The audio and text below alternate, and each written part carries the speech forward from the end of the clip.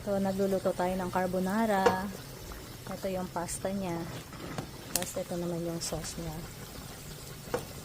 Ito, nilagay ko na yung ham niya. Meron tayong susurpresahin ngayon. Birthday niya ngayon. Siyempre, special siya sa akin. Rush lang itong pa-surprise namin sa kanya. Hindi niya alam. Kala niya hindi ko alam na birthday niya. So, niligay ko na yung mushroom. Ito naman yung pasta. So, luto na to. Off na natin yung kalang. Yan, nilagay na natin yung cream of mushroom. Ito na yung dalawang lata. Ito. Ebap milk. 2 latang ebap milk.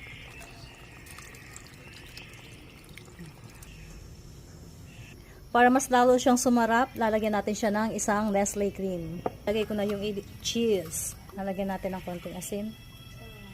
Ayan, luto na, nilalagay na natin yung pasta.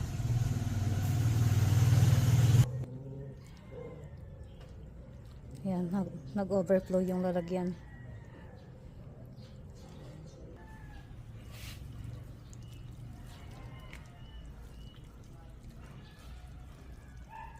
Ito na yung handa ng ating beshi.